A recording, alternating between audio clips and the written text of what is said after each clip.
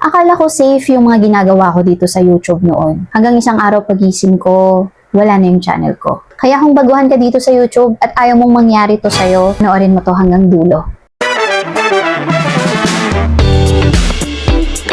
Hello mga momsir! Welcome back sa aking channel. Kung bago ka dito, ako si Jem at nagbibigay ako ng mga tips para sa mga aspiring YouTubers. Alam niyo mga momsir, kung creator ka, small YouTuber, as in kagagawa pa lang ng channel mo or monetized channel ka na, alam mo, importante pa rin malaman mo yung mga bagay na to.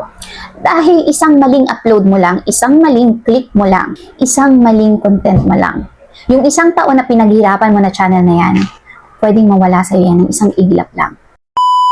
Alam mo ba na kahit gaano ka pagagaling mag-edit, kahit gaano pa kaganda yung channel mo, kahit gaano pa karami yung subscribers mo, isang pagkakamali lang ng mga video na ina-upload mo dito, o pwede kang magpaalam na sa channel mo. Lalo na kung madali kang magpadala o masilaw sa mga kinikita dito sa YT. Yung monetization mo, tanggal yan.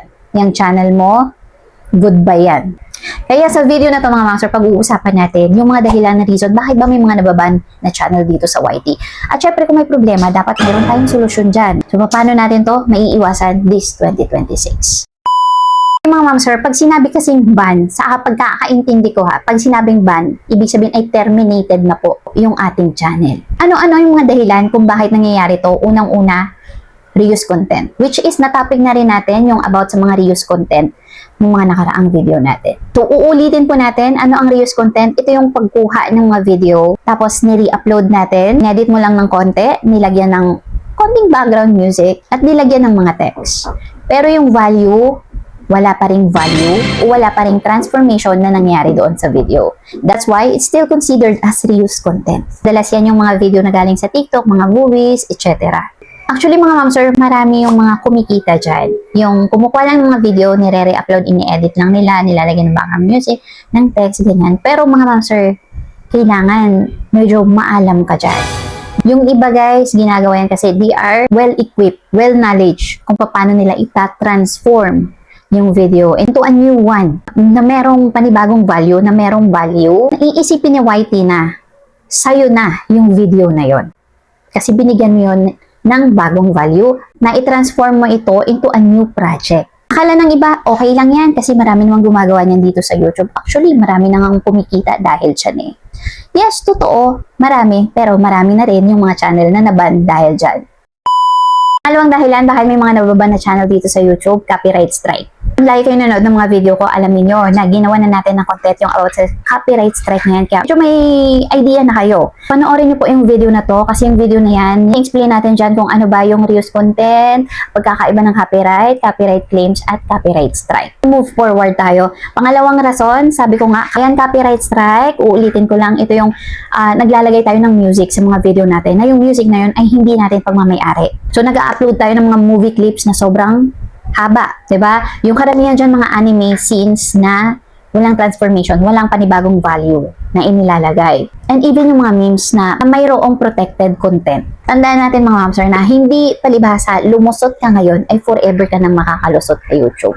YouTube AI is patient, yes. Tandaan nating lahat na kapag dumating yung time ng audit, alam nyo na yon, kapag dumating yung time na audit, strike ka kaagad. So ano pa po yung ibang rason kung bakit may mga nababan na channel dito sa YT? Okay, pangatlo yung misleading content or yung mga sobra-sobrang clickbait. Ayaw na ayaw din po ni YouTube yan. Ito yung sobrang clickbait na ang ibig kong sabihin yung hindi normal na hook. Diba? For example guys, halimbawa yung thumbnail mo nakalagay free 10K pesos. Pero pag kinlik yung video na yun, pinanood yung video, wala naman. Wala namang assurance na makukuha yung mga viewers kung paano makukuha yung sinasabi mong libre na 10K pesos doon sa thumbnail mo. Mga mamsir, bawal na yan ngayon sa YouTube. Kung dati medyo may mga nakakalusot pa, ngayon po ay sobrang higpit na ni YouTube. Actually mga mamsir, itong mga ganitong mga eksena, itong pangatlo na to, na rason na to na misleading or sobra-sobrang clickbait, usually nangyayari to doon sa mga, alam mo yun yung mga content na about pagkakakitaan online. Mga ganon, mga earning apps, earning application online. On which is ako, nakaka-relate ako dyan. Kaya mga content po kasi natin nun is about mga online platforms, mga earning application on which is unti-unti nang binaban yan dito sa YouTube. Meron ding yung mga female guru na yan yung mga major content ng channel nila. Actually, iilan sa kanila ay mga million subscribers na, but naka-receive din sila ng sunod-sunod na strike last year dahil ganyan din po yung mga content nila, and karamihan sa mga thumbnail na ina-upload nila is sobra-sobra yung mga clickbait, to be honest. And even me, so nagawa ko rin yung pagkakamali na yun before for the sake of earnings. Diba? Kaya minsan, masama rin yung sobra-sobrang nagpapasilaw tayo sa kinikita dito sa YT. Na to the point na maaaring mawala pala isang iglap yung channel natin kapag nagpadala tayo sa laki ng kinikita dito sa YouTube. Guys, no, sa mga patuloy na ginagawa itong mga, alam mo yun, yung mga maling content na to sa YouTube, ingatan natin yung mga channel natin. Yung pera, kikitain naman natin yan pakunti-kunti. So, mahirap kasi yung yung nag-i-aim ka kaagad ng mabilis na pagyaman to the point na darating yung, alam mo yun, yung isang iglap, mawawala naman yung channel na pinaghirapan mo ng ilang taon. Ngayon, kung bibisitahin natin yung mga channel ng mga sikat na YouTube guru na yon, katulad natin, nag-switch na rin sila ng niche dahil syempre ayaw din nilang mawala yung ilang taon na pinaghirapan nilang channel. Sabi ko nga, karamihan sa kanila ay million subscribers na. Okay mga mamsor, pang-apat na rason or dahilan kung bakit may mga nababa na channel dito sa YouTube. I'm sure dito sa number 4 ay marami ring makaka-relate dito. Spam behavior. Okay Ma'am Jam, ano ba yung tinatawag na spam behavior? So ito po yung mga halimbawa niyan. So ito po yung paulit-ulit na pag-upload ng mga videos na pare-pareho lang naman. So isa pong halimbawa yan ng spam behavior. So yung pare-parehas po na mga comment or pagko-comment sa maraming channel. So isa rin yan, pasok yan sa tinatawag na spam behavior. Bots, at yung tinatawag po na sub for sub. So, alam nyo na po yung ibig sabihin niyang huling nabanggit ko. So, ayoko na masyadong i-elaborate yan. Pero I know na marami pa rin sa atin yung ginagawa, yung mga bagay na yan. So, ingat-ingat lang tayo guys. Kasi, syempre, si YouTube, sabi ko nga sa inyo, is tahimik lang yan. Pero, alam niya lahat ng ginagawa natin. Alam niya lahat ng ginagawa mo sa channel mo. Pinanunood niya lang tayo. Diba? Itong mga ginagawa natin to, itong mga nabanggit ko na halimbawa ng spam behavior. So, sa isip kasi natin guys, no, iniisip kasi natin na makakatulong to para mag-grow yung channel natin. So, pero ang dating kasi nito kay YouTube, suspicious account po tayo. Nagiging suspicious account yung tingin niya sa mga channel natin. So, nasa sa inyo pa rin yan kung susundin ninyo yung mga advice natin, yung mga tips natin. So, kayo pa rin po yung masusunod. Kayo pa rin po yung magde-decision yan kung ano ba yung sa palagay nyo mas makakabuti para sa channel ninyo, mas maiingatan ninyo yung mga channel ninyo. Okay mga ma'am, so proceed na tayo sa panglimang rason, panglimang dahilan kung bakit ba may mga nababan dito sa YouTube. Fake engagement. I'm sure marami rin pong makaka-relate dito sa panglima na to. Lalo-lalo na yung mga baguhan na kakapasok pa lang sa YT na gustong, alam mo yun, gusto lang naman nilang mag-grow yung kanilang mga YouTube channel, na kahit paano ay umangat-angat naman yung kanilang mga YouTube channel. Naiintindihan ko po kayo mga mamster. So, hindi ko po ini-invalidate yung inyong, alam nyo, yung inyong goal, yung inyong feelings. So, naiintindihan ko kayo kasi dumaan din po tayo dyan before.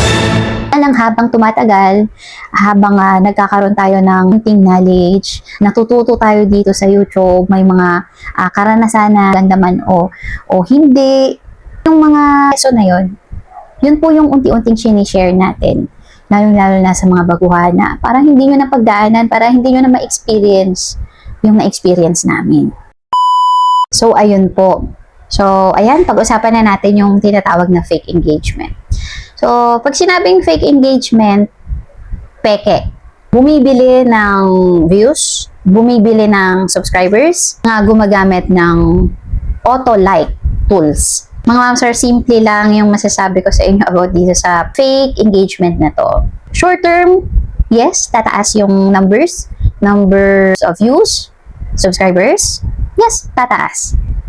But long term, pwede mawala yung channel natin. Sa pagkakaalam ko mga ma'am sir, sa walang warning yan. termination ka agad. Ayaw na ayaw po kasi ni YouTube yan. Lalong-lalo na kung monetize ka na. So, ayun po mga ma'am sir, tapos na tayo sa 5 mga dahilan kung bakit may mga nababa na channel dito sa YouTube. Ngayon, kung meron pa kayong gustong idagdag dyan, so, welcome na welcome po kayo sa comment section ng video na to. So, po pwede kayong magbigay ng additional na nalalaman ninyo na ibang dahilan kung bakit merong mga nababan dito na channel. So, ito na yung mga solusyon. Paano mananatiling safe? Paano mananatiling ligtas yung channel mo dito sa YT ngayong 2026? So, ano yung mga dapat gawin? Simple lang. As much as possible, kung kaya mong gumawa ng original content, gawin mo. Pangalawa, maglagay ka ng original na boses mo. Original na mukha mo. Original na perspective doon sa video na ginagawa mo. Pangatlo, so mag-edit po tayo ng, alam mo yun, i-edit natin yung video natin na may tunay na transformation, tunay na value. And when it comes naman sa mga music, kung kaya natin gumamit ng mga copyright-free resources, so gawin po natin para hindi lang malagay sa risk yung ating channel. And lastly, mga ma'am sir, mag-build tayo ng tinatawag na organic audience. Hindi bot, hindi gagamit ng mga dina-download na application para mag-grow yung ating channel, para gumamit ng peke na pamamaraan. So, as much as possible, i-aim natin yung pagiging organic. Lagi natin sinasabi mga ma'am sir, mga kapwa ko creator, mas okay na medyo mabagal, pero alam natin ligtas yung channel natin. Kaya mabilis yung growth, mabilis yung improvement, pero isang igla po pwedeng maglaho lahat. Okay, mga ma'am sir, for those na mahihilig sa mga tricks, YouTube is not about tricking the system.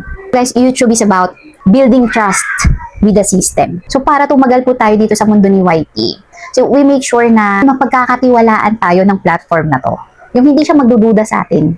Kaya sa mga nakarelate dito sa video na to, please comment down below, relate ako. If you think guys na nakatulong sa inyo, yung nga sabi ko, nakarelate kayo sa video na to, please like and subscribe at i-hit nyo na rin po yung ating notification bell para lagi po kayong updated sa ating mga bagong videos. And before I end mga ma'am sir, shout out to Team Pasible, you can subscribe to their channel guys. And shout out to Sir Kirk, if you are fan of Mobile Legends, you can also subscribe to his channel. Shout out to Sir Leon Morales, shout out to Sir Izumo TV, if you are fan of animals and plants content, you can subscribe to his channel. Next, please also support her channel, Ma'am Provincianang Lacuachera. Shout out to Ma'am Jerfy Vlogs, matagal na po siya dito sa YouTube. You can also subscribe to her channel.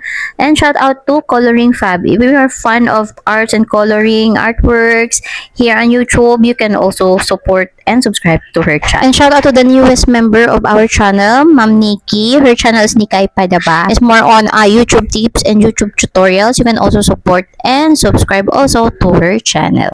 And also gusto ko rin magpasalamat sa mga loyal subscribers natin, mga loyal supporters natin na laging nakaabang dyan sa ating comment section, laging nakasuporta. Ayan, thank you so much guys sa mainit at walang sawang suporta na binibigyan nyo dito sa channel ko. And I wish sabay-sabay tayong sumakses dito sa YT. So ayan lang mga ma'am sir, have a nice day. Thank you for watching and see you on my next video. Bye po!